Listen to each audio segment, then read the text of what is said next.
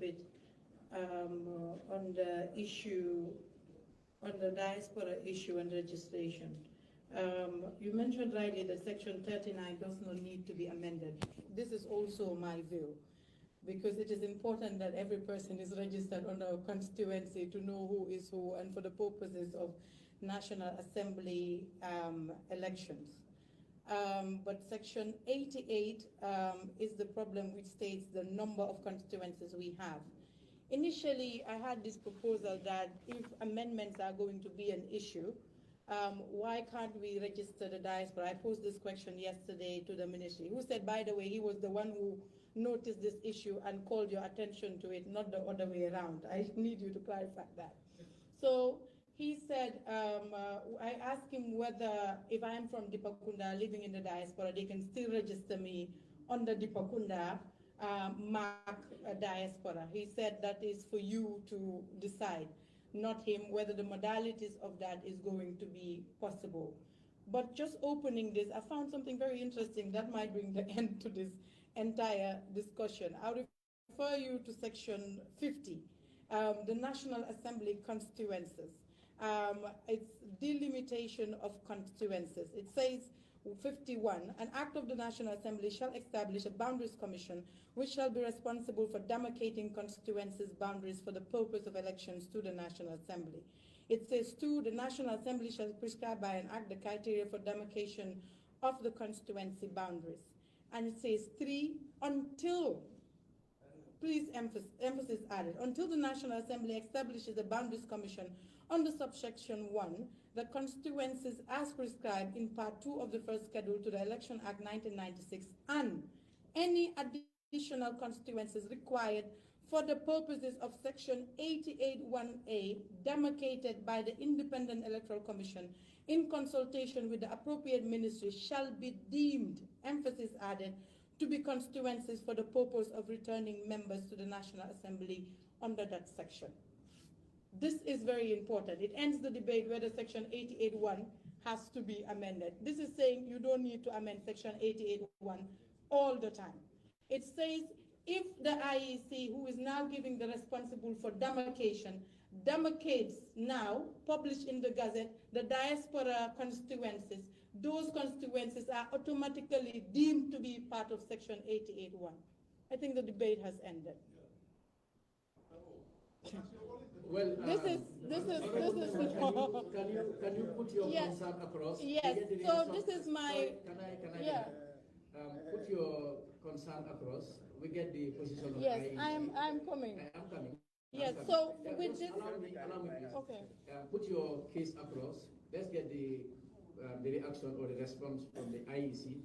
And I equally want to remind ourselves that this is one of the reasons why we have the Ministry of Justice accompany us in the process. Okay. So they can equally be invited in the event they are of a different opinion or they are emphasizing on what you have said.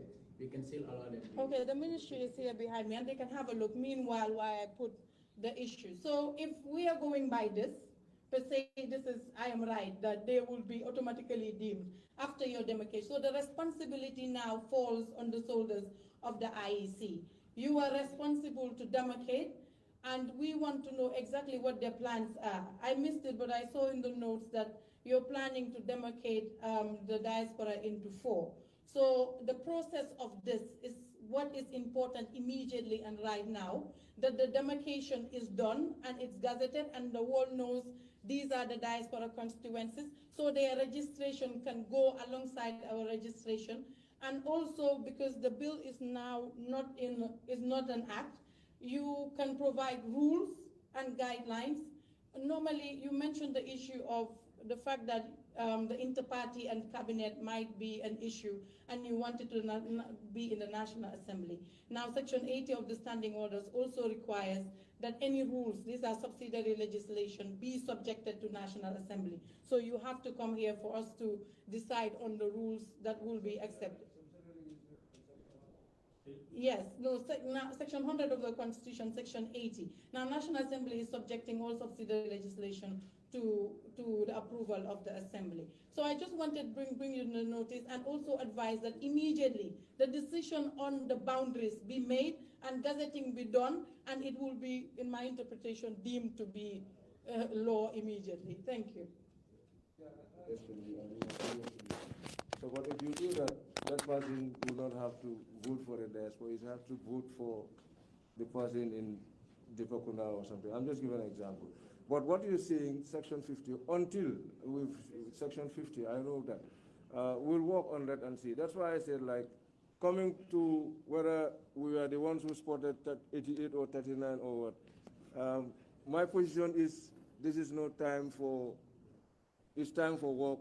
We all no time for apportioning blame or things like that. We are looking for a solution. We move together and find the solution. Yes, I think that's my position. And anywhere I go, that is what I see. It's good that you flag and then you are what? So what we do is we look for a right interpretation of that section. If it's okay, we move on. Then we are done with Section 88. Okay. Huh? So I think that's what I'm going to say. We look for, you know, the constitutional lawyers, you know, to help interpret that section for us. Once it is deemed to be fine, we don't have problem with Section 88, then I think our prayers are answered. Cancel. Yeah. I am happy to hear that you intend to move forward. And the fact that you're going to look for constitutional law experts, I can assure you that you have them here galore. And I don't have to name names, but the issue is for it to be done expeditiously. If you can contact them, the list is long. You can have divergent views and come up with the best. That's all I want to say. Thank you. No, we can do that in private. I don't have to do it in public. Thank you. Thank you very much, Honorable Speaker. Anyway, we are here to be observing, not to actually make comments. But it will be very prudent to actually make clarity on the point that the honorable member raised concerning about the Constitution. So if you look at Section 88, it only talks about the composition of the National Assembly members. So the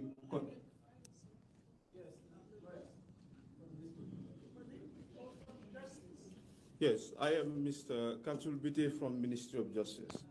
So what the point I'm trying to make here, if you look at Section 88 of the Constitution, it's giving you the composition of the National Assembly members, right?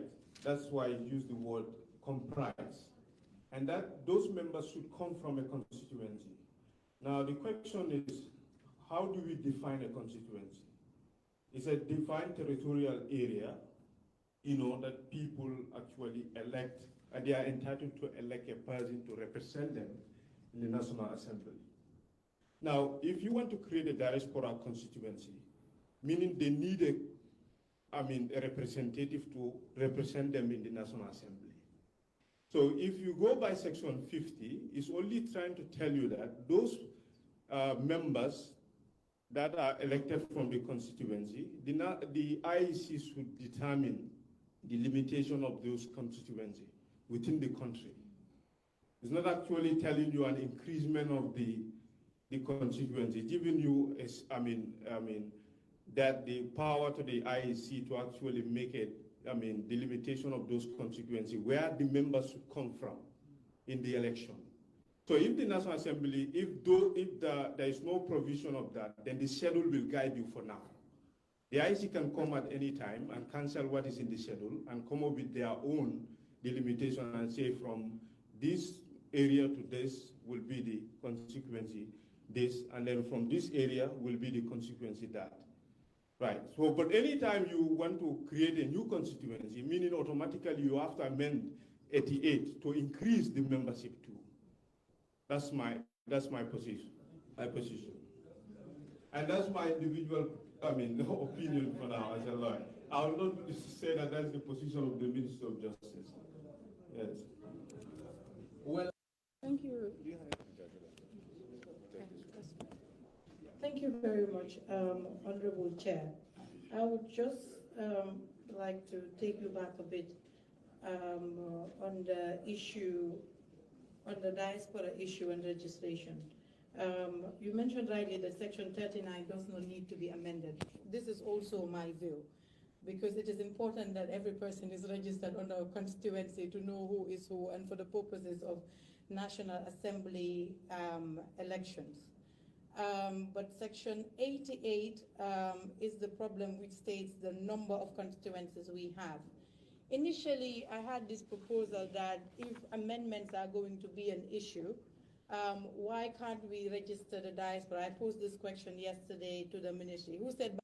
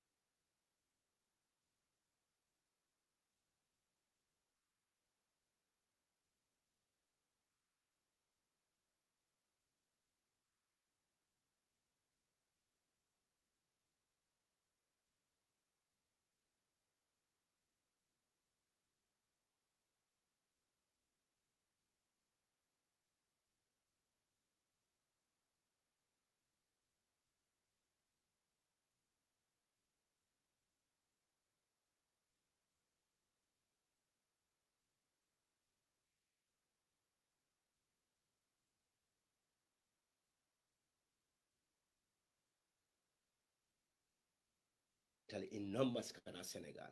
When was that? Gambian ka migrate kata Senegal hasulina mansoto. Gambian ka prefer like Mauritania hasulina than Senegal.